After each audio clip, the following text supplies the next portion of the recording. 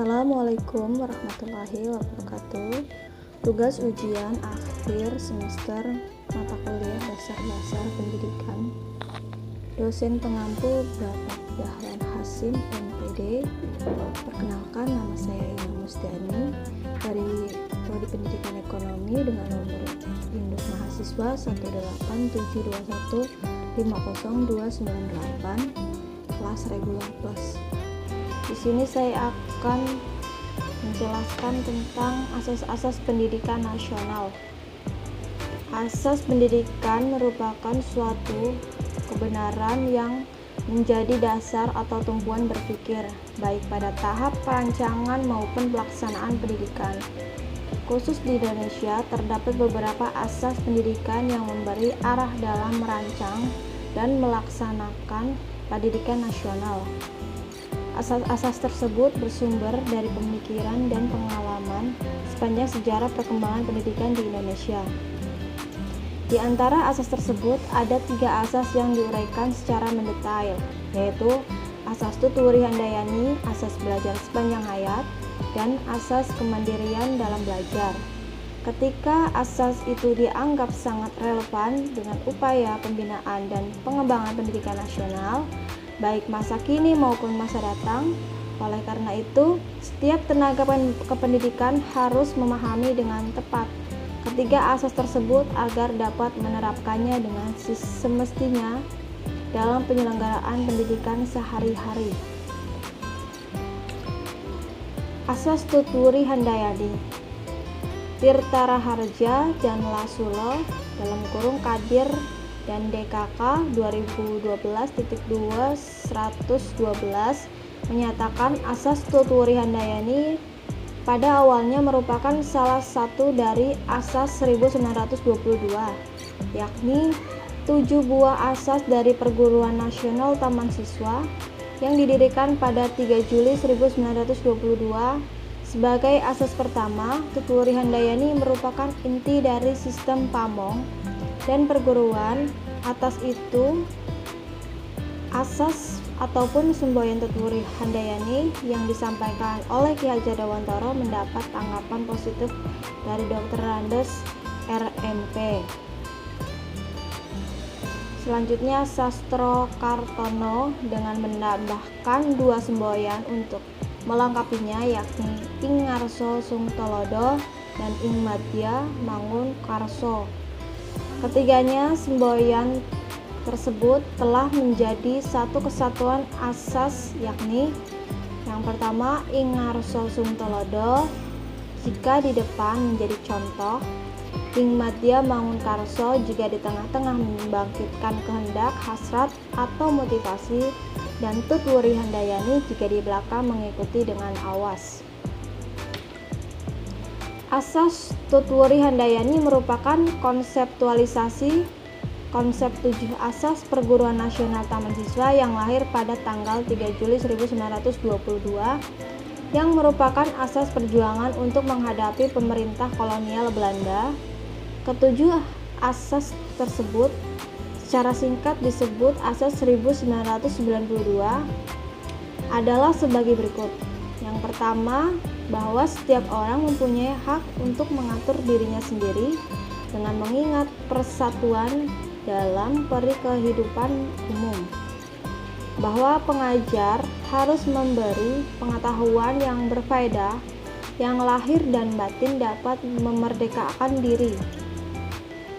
Lalu yang ketiga, bahwa pengajaran harus berdasarkan pada kebudayaan dan kebangsaan sendiri. Yang keempat, bahwa pengajaran harus tersebar luas sampai dapat menjangkau kepada seluruh rakyat.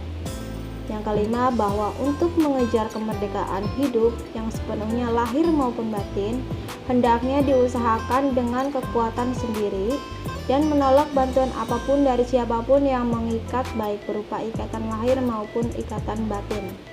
Yang keenam, bahwa sebagai konsekuensi hidup dengan kekuatan sendiri, maka mutlak harus membelanjai sendiri segala usaha yang dilakukan.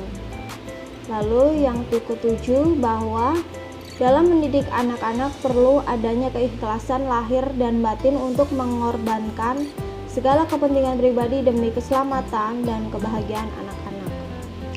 Asas ini pula lah yang mendorong taman siswa untuk mengganti sistem pendidikan cara lama yang menggunakan perintah, paksaan, dan hukuman sistem kasta mahasiswa yang didasarkan pada perkembangan kodrati.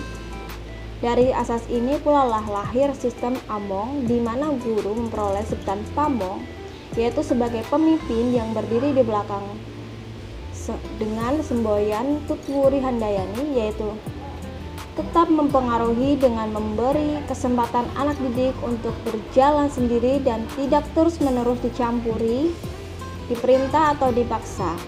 Jadi sistem Among adalah cara pendidikan yang dipakai dalam sistem taman siswa dengan maksud mewajibkan pada guru supaya mengingatkan kodrat-kodratnya pada siswa dengan tidak melupakan segala keadaan yang mengelilinginya. Asas belajar sepanjang hayat.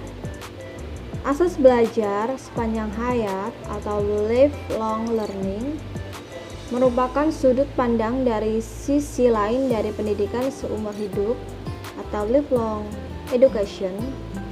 Dalam latar pendidikan seumur hidup, proses pembelajaran di sekolah seyogiannya mengemban tugas sekurang-kurangnya dua misi, yakni membelajarkan peserta didik dengan efisien dan efektif dan serentak dengan meningkatkan kemauan dan kemampuan belajar mandiri sebagai basis dan belajar sepanjang hayat.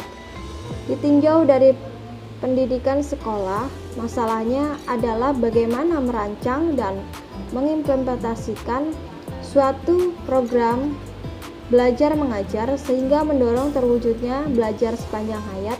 Dengan kata lain, terbentuk manusia dan masyarakat yang mau dan mampu terus-menerus belajar. Asas kemandirian dalam belajar. Asas Tutwuri Handayani maupun belajar sepanjang hayat secara langsung berkaitan dengan asas kemandirian dalam belajar. Asas Tutwuri Handayani pada prinsipnya bertolak dari asumsi kemampuan peserta didik untuk mandiri, termasuk mandiri dalam belajar. Asas belajar sepanjang hayat hanya dapat diwujudkan apabila didasarkan pada asumsi bahwa peserta didik mau dan mampu mandiri dalam belajar. Perwujudan asas kemandirian dalam belajar akan menempatkan guru dalam peran utama sebagai fasilitator dan motivator di samping peran-peran lain seperti informator, organisator, dan sebagainya. Sebagai fasilitator, guru diharapkan menyediakan dan mengatur berbagai sumber belajar sehingga memudahkan peserta didik untuk berinteraksi dengan sumber-sumber tersebut. Di sisi lain, sebagai motivator mengupayakan timbulnya prasangka peserta didik untuk memanfaatkan sumber belajar. Pengembangan kemandirian dalam belajar seyogiannya dimulai dengan kegiatan intrakurikuler. Selanjutnya dalam kegiatan kokurikuler dan ekstrakurikuler dalam bentuk kegiatan terstruktur dan mandiri.